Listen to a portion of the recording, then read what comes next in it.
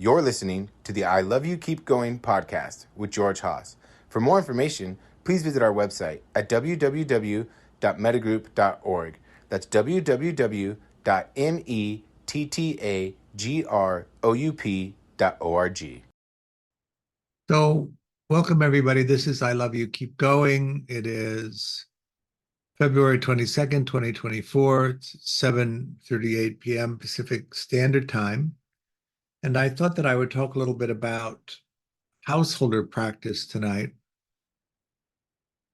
We've been focusing a lot on the attachment aspect of things, but part of this is also the meditation aspect of things.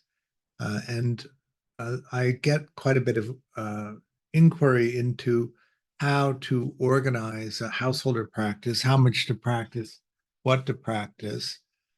We have set it up so that if you take one of our classes, we have a, a group of guided meditations, which we call Always Cool, Always Kind.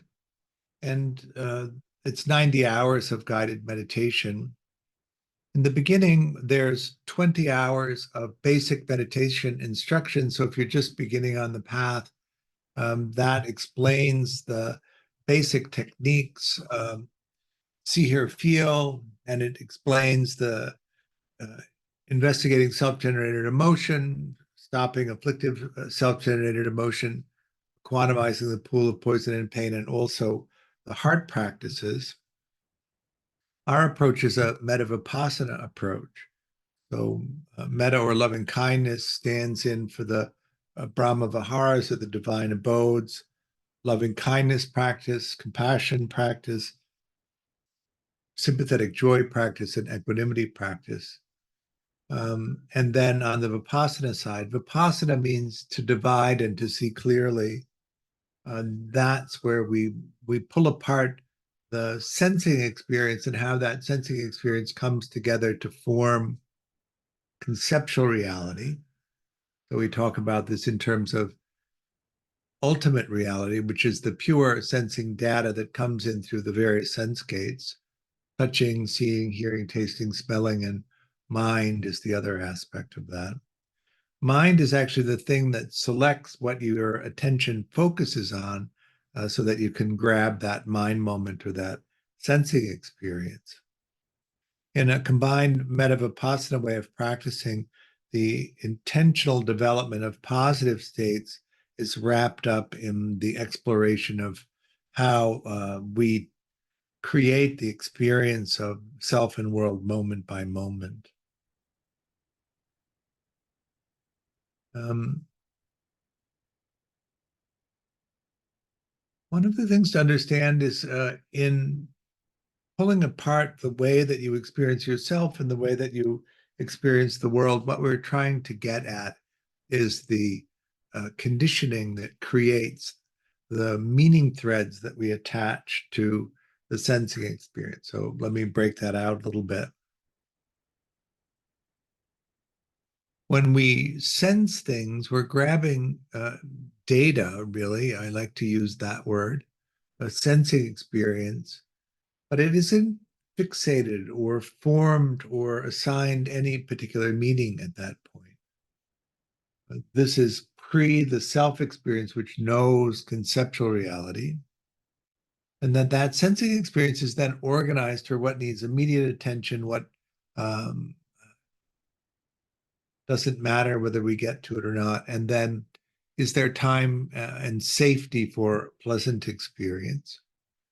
And then once that's ordered and put into the queue, as each sensing experience reaches the top of the queue, it's compared to the perceptual database of previously defined sensing experiences. So, and what I mean by defined is that the meaning for the sensing experience is attached to the sensing experience. That when the body mind recognizes a particular pattern of sensing, and attaches a thread to it, the thread is the meaning of that sensing experience. And then it rolls into conceptual reality, which is the perception of self and world that the selfing experience actually knows. So that sense of the conscious self knowing what's happening is at the end of the line, really, of this process. And what we're trying to do is be present for the way in which we do that so that we can see the meanings that we're assigning to things. I think particularly being Western and being influenced by the way Western philosophy has unfolded over the millennia, we tend to think of uh, our perception of what's happening as an accurate reflection of what's happening. And in the Buddhist understanding of reality, it really is not what's happening, but what's happening means to us. The definitions that we've assigned to it. And because everybody's conditioning is different, everybody is assigning a different meaning to what's happening. And since we don't operate on what's happening, but what it means to us, we're each operating in our own unique experience of the present moment. That's what we're trying to get at. And the reason that this is an important adventure is because we're assigning meaning. And we can assign a wide range of meaning to the experiences that we're having. And so you'll begin to notice that if you assign an afflictive meaning to the experience of the present moment and you catch it in time, you can reassign a different meaning to it, evaluate it in a different way. So that when you form the intention to take an action, which is part of this whole process, and then you take that action, you create a more skillful karmic thread.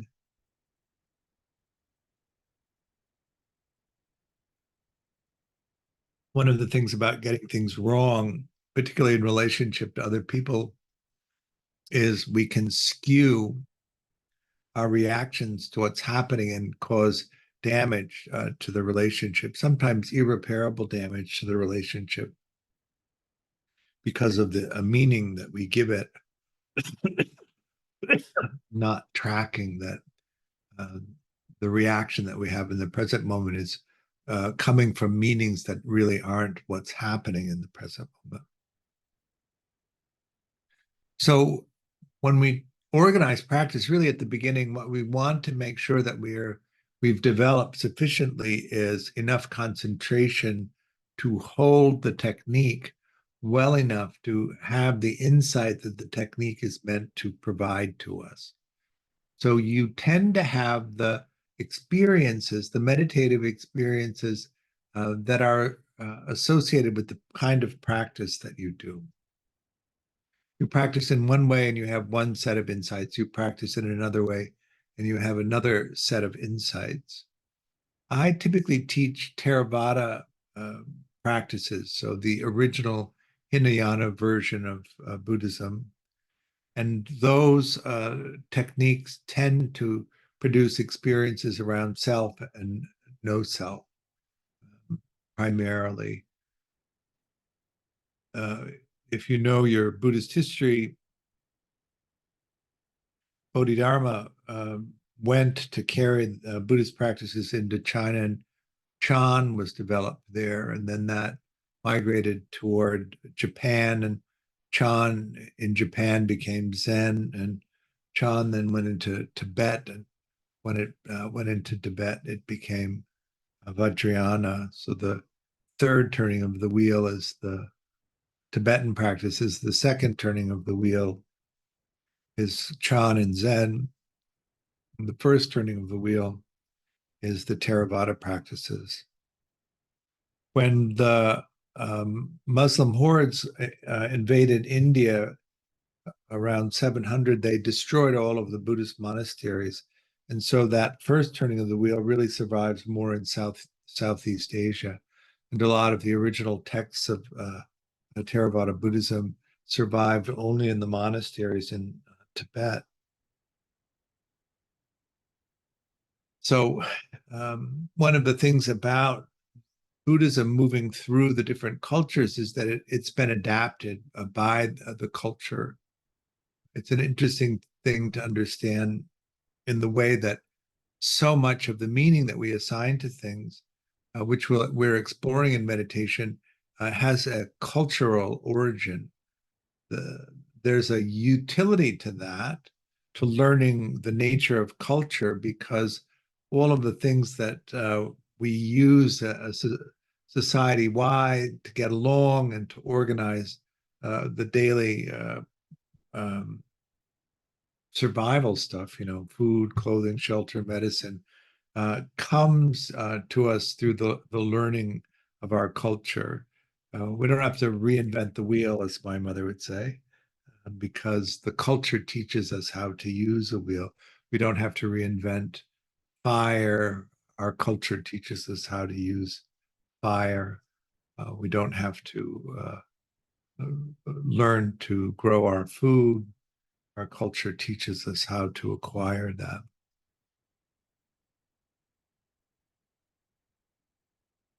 So the first part of practice is really developing sufficient concentration that you can run a meditation technique well enough to have the insights that would come from using that technique. Sometimes in the ordinary course of life, you develop that. I know in working with people who spent time developing some kind of athletic practice in childhood and young adulthood, even older, already have the capacity to concentrate. But a lot of people don't have the capacity to concentrate well enough. I like to define things so that you can use that metric in order to determine whether you have it or you don't have it. And in traditional practice, we would call this access concentration. So you're able to concentrate well enough that you can enter into a jhanic state, or you can enter into an insight practice and track what's happening. But you don't have to go into the uh, jhanic states. Uh,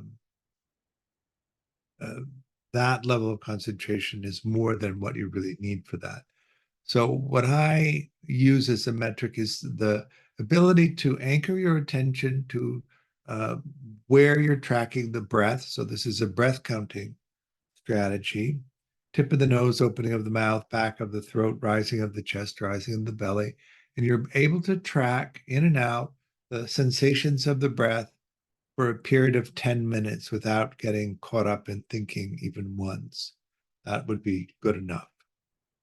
We use a counting strategy to monitor that, because the mind can easily pull you out, return you, and smooth over the absence, so you hardly notice it.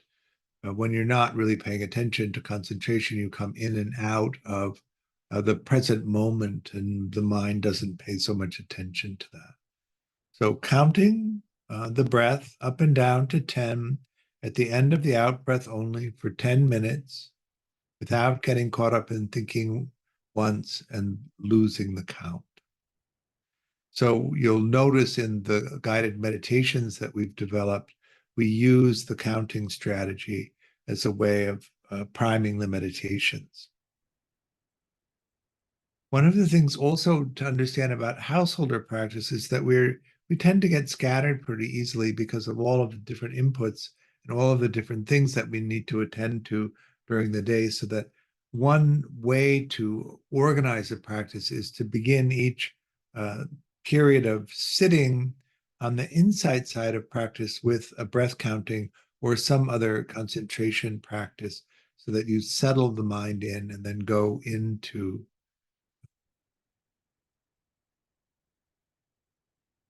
the insight practice.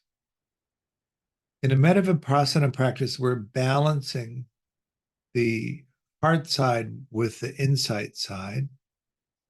One of the things I think it's important to understand is that we have the capacity for negative experience and we have the capacity for positive experience, and they're pretty separate, and we need to develop both of them. We're obviously coming, and the interest is to reduce our suffering, but we also have to attend to increasing our capacity for positive experience so that we can balance it. So, and I think if you, how do I put it? If you don't have the capacity to treat yourself kindly pretty much all of the time, then half of your practice should be heart practices centered around the self until you can get to a place where if you drop glass and it breaks, the mind doesn't chastise you. It says, be careful cleaning it up so you don't cut yourself. So that there's a real kindness in that. We get habituated to regulating our experiences, often by uh, sharply critical self-talk, and we need to undo that and move it toward this constant flow of positive reinforcement coming from ourselves, so that we move from being an antagonist to the self-experience to being delighted in the self-experience. Believe it or not, even if you've had a lifetime of that very critical inner voice, it doesn't take that long to shift it over to the positive side. We're really talking about months of practice, not more than that, if you do it in a dedicated way. Of course, we're all running around and engaging in all of the things that we have to engage in.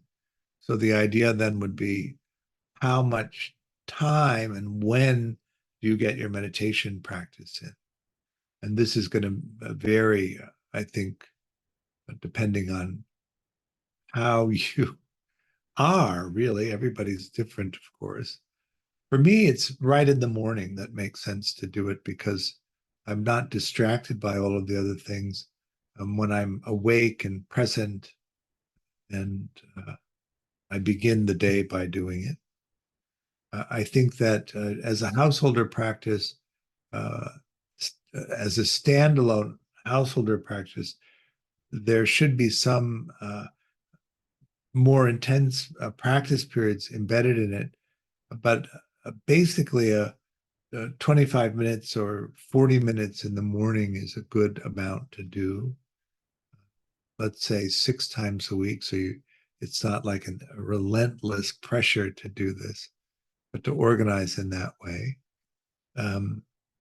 The guided meditations that we have in our system are 25 minutes long. And if you wanted to extend that, what you would simply do is, after the guidance ends, sit for an additional period of time. You'll notice that if you develop a regular practice, also a sense of what the minimum is going to be, so that you have the effect of the meditation, which tends to be a more balanced, more equanimous view of the experience of each day. And you can adjust it in that way. The beginning of practice is, of course, learning the techniques that you use, but the techniques in of themselves are not what we're intending. The exploration using the techniques for the insights that we think are helpful to really understand the nature of this human condition that we're living in.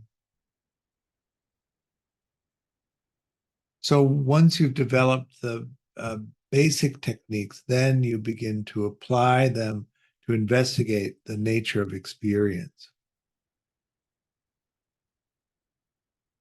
In Vipassana, then you can use maps. They're called Dharma maps, which would direct you in how to explore. We do these three areas of practice: investigating self-generated emotion, stopping afflictive self-generated emotion, and equanimizing the pool of poison and pain, as preliminary practices. What we want to be able to do is resolve any of the psychological issues, I'm using a Western term to describe that, any of the, to attend to the barriers for progress on the path to enlightenment first, so that the obstacles are out of the way, and then we can just go straight off for the deeper practice. One of the things that I think is really useful in support of deep practice is to put around yourself a support group of people. And in order to do that, you have to figure out how to be in relationship to other people. One of the things about Western practice, which is I still think is true, but maybe as practice gets more mainstream, is that people who come to practice have already bombed out on a lot of the Western practices that are meant to do that, and find themselves suffering and not finding relief in traditional Western practices. And if you look at a bell curve, usually it's two sides of the bell curve. On one side of the bell curve, people don't function very well and they have a hard time managing. Then you have all the people that manage well enough, and then you get to the other end of the curve of people who manage really well, really able to define and meet goals and consistently do that, but find in doing that a lack of meaning, that primary sense of meaningfulness, where the activity itself is the thing that provides a sense of meaning or fulfillment in life, not the secondary exploration, which is really about the gathering of time, energy, and resources in order to survive in our society. So part of this is the development of mentalization, part of it is the development of emotional regulation, and part of it is understanding how collaborative relationships are supposed to work, so that you can reformulate the agreements you have in the relationships you currently have, or establish new relationships that work in a collaborative, mutual way that support your capacity to explore what is going to be meaningful. I think that deep practice is one of those things that provide meaning and fulfillment in this life, and an understanding of the nature of what all this is, but that it can be disruptive if you go too quickly into that without establishing that support first. So that's kind of how we've organized it. After the preliminary practices, after the basic practices, we call them the basic practices. The next piece is the always cool piece, which is the 84 meditations, which take you through an integrated metta vipassana practice, the purpose of which is to develop mentalizing skills and also to develop emotional regulation skills. And then once you get through that, the always kind piece at the end are 56 guided meditations that take you through loving kindness, compassion, sympathetic joy, and equanimity practices. Because I'm a Theravada teacher, and the main map that we use in the Mahasi style of practice, most of the techniques that you'll learn around here are based on Mahasi. Mahasi filtered through Shinzen really is how I would describe it. We can use the map that Mahasi talked about, which is called the Progress of Insight, which will take you through a series of insights into the nature of this experience and the way that we formulate it. So 16 stages. Each of the stages suggests a particular meditation practice to have the insight associated. Once you discover the insight, you move to the next stage and gradually move through the whole map. enlightenment in the Theravada way of practicing is a 4-path model: stream entry, once returner, non-returner, and arhat. So these central Buddhist ideas of reincarnation and the cleansing of karma is really what that path takes you through. But being a little simpler about it, really what it is to understand the nature of the human condition that we're in, the nature of how we make and participate in the realities, these conceptual realities that we create, and to come into a place where we're not suffering particularly because we don't cling to the experiences as they come and go. So the nature of impermanence is part of it. Everything comes and goes.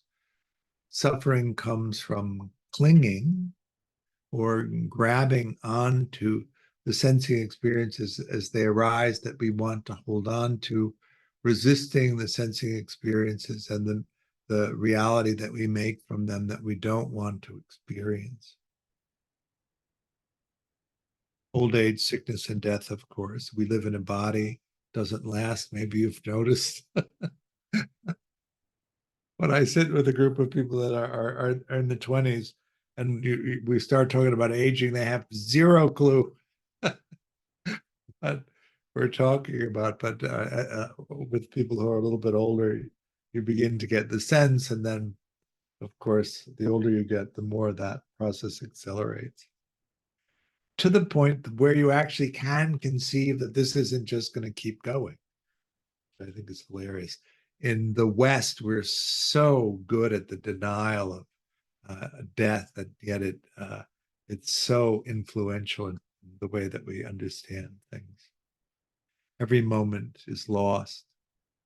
How do you adapt to that happening over and over again in a way that doesn't cause you a lot of suffering? I was talking to one of my students, and she had understood enlightenment to mean that all suffering would be relieved in this life. And actually, I don't think that that's actually what it means. What it means is you're not so bothered about the ordinariness of the suffering experience of the human condition. But as you're enlightened, particularly when you reach the third stage where you're a non-returner, you're not reincarnated into the human realm, and that actually is how the suffering ends. So we don't get to a point in practice where the conditions that it is to be human don't apply to us anymore, because we've reached such an I know when I first came in, what I really wanted to do was never have another problem. That was the motivating energy around the goal of practice. And so I think that in the beginning, of course, we come in, and particularly those of us who are enlightenment oriented come in and think enlightenment is going to be this. Shinzen said about that, and I really think it's the best way he's described it, or the best way to describe this particular thing. Enlightenment is much, much better than anything you could have thought of, and not nearly as good as what you did. It's both of those things. So in the beginning, when you're learning the techniques and organizing these beginning explorations, it's less important to have a community, and it's less important to have a teacher that you can bounce things off of. But as you move into the middle part, or into the deep end of practice, I think it's important to embed yourself into a community and to find a teacher that you can relate to. One of the things about a teacher is that you want to find somebody who talks about these things in a way that you can understand pretty clearly without having to transliterate that much. So somebody whose languaging and whose way of describing things and whose experiences are close enough to yours that there isn't a big disparity between the way that they describe it and the way that you experience it. So much of what the experiences are that we're looking for can be confused or misappropriated, that somebody who speaks too far away from you isn't going to be so helpful. Fortunately, there's a lot of different people around who are teaching, and so you can move from community to community and find somebody who's useful. The way that I used to do it is to hang out with the community of students for a while and to see how they respond to the teaching, to see if it's effective in the community before taking on the teacher. Often it can be seduced by a kind of charisma that some teachers have. And if you go with a teacher that has no charisma, it's sometimes harder to stick around, particularly when it gets too bumpy. It's a challenge to do that. Now, there is also the idea of not much practice and frequent or regular retreat practice. One of the particular things about this period of time is that COVID has knocked out a lot of the possibilities for retreat, and most of them have not come back, but are beginning to come back. So that's something to consider. Whether or not the householder daily practice is sufficient to provide deep insight is a question. Oftentimes we suggest that you go on retreat so that you can have extended periods of practice and come into those deeper insights that tend to be available when you have a period of concentrated practice. And so in a perfect world where you're able to maintain your practice in between retreats and go frequently to retreats, 2, say, or 3 a year, something like that.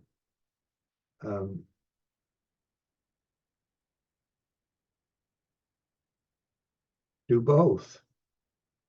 But if you had to choose, I would say the retreat practice is probably going to be more helpful in terms of these kinds of understanding. Now, I blithely say go on 2 or 3 retreats a year, but I understand the extraordinary nature of how privileged that statement is and how that is simply not possible for most people. And so the householder practice really is, in some ways, organizing this. Maybe the possibility for residential retreat isn't available to you, but you could do commuter retreats or some kind of online option. One of the advantages of COVID, I think, that was created was these extended practice online events that you can join. I actually tend to prefer those because it's my bed, it's my food, it's my routine. I don't have to struggle with different aspects of that. I don't sleep well away for the first couple of nights, and so then with a long retreat schedule, that the exhaustion that can come that then interrupts the capacity to concentrate and practice happens. So the food isn't good. I bet on some retreats where the food was actually really not good. The accommodations were not good. So that was actually unhelpful rather than helpful. So in the very beginning, just to wrap it up, developing concentration so that you have a sufficient level of concentrating. In the West, really, most of the time we don't or hadn't taught concentration specifically because most of the meditation instruction that you would get was on retreat. And so the long practice periods would help you develop that concentration. I taught for years at a meditation center in Los Angeles, and nobody in that community really went on retreat regularly enough to develop much of the way of concentration. And so I began to teach the concentration practice in the way that I do. So you would talk about a dry vipassana practice as insight practice without a specific concentration practice, and wet vipassana practice as insight practice with an intentional cultivation of concentration. And then on the loving kindness heart practices side, a wet metta practice would be the intentional cultivation of positive emotional states. And the dry vipassana practice would be the use of the heart practice objects as concentration objects. So just to parse that, in our metta vipassana, it's a dry metta and a wet vipassana. It's how we tend to practice. So organizing, whether you're going to do daily sits or a few days a week sits, how long the sits are going to be, it's a declarative. So you make the intention to sit those number of times for that length of time with that technique. The advantage of guided meditations is you just go down the list of guided meditations on a daily basis, and that's all resolved. Then figure out what your retreat practice is going to be, if any, and make sure that you're attending those regularly, hopefully. And then find a community to embed yourself in so you have a place to dialogue about it. Most of the time, people that are not regular meditators do not have any insight into what actually could happen, what actually you experience. And so being part of a community that's practicing opens that up, and then also finding a teacher who you can dialogue with regularly so that you can make sure that you're progressing. There's a lot of sort of tangential spaces that you can explore that don't really lead toward deep insight. So why don't we do some practice with some vipassana practice, and we'll start off with some breath counting, and then do a basic see or feel technique. All right, let go of the meditation. Comments, questions? Christian? For the concentration, I noticed, like, I'm thinking, I'm having arguments with people, but I'm still counting. So like, Is your attention still on the breath? it's like they're in the back, kind of, or I probably not totally. So you're not attempting to stop any of that from happening. You're just wanting to be able to place and sustain awareness of a particular aspect of the overall experience. Mhm. Sometimes we can get pulled too far into the counting. it really is though the breath sensation. So you can maintain the breath sensation with all of the rest of it going on and a little bit for the count. So reverse the sensation and the counting, then that's good enough. Okay. Yeah, I also noticed that like during the Vipassana portion, sometimes with noting feel, I can actually follow my breath in a much deeper way than during the counting. So I don't know. That just kind of struck me. Push more into the sensation. Okay, yeah. That's the object. So let's see, tomorrow night at 7, we're doing another workshop on how to date like a secure person, even if you're not yet secure. That should be fun. It's kind of lively. I like it. Saturday, we're doing the third in the 3-day series of meditation and addiction. We'll be covering the aspect of disorganized attachment and then also talking about how to repair that. We're going to do another level 1 in April on the Saturdays. That's coming up. We have a 15-day residential retreat in Poland, which is going to be May 11th until May 25th. Then I'm doing a 4-day communal retreat in Utrecht, which is in the Netherlands, and that's the 28th through the 1st of June. Then we'll start another level 2, I think, in August coming up. So that's the next part. If it's a Mettagroup retreat, so the first 8 days is, I know it's a 15-day retreat and the math is going to be a little dicey, but the first 8 days are Metta and the second 8 days are Vipassana on the retreat. The retreat is with Phil Jordan's community in Europe, and we only have 5 spaces in the retreat, so that if you're interested in that, put your name on the waiting list. I think you can register for the Utrecht retreat now, or there's a waiting list for that as well. That will be, there's more spaces for that, 15 or 20. Anyway, that's what's happening. Thank you so much for your practice. I really appreciate it. I offer the teaching freely, but if you're able to make a donation, that's appreciated. It helps support me in the work that Mettagroup is doing. I hope to see you soon at one of the things that's coming up. Bye.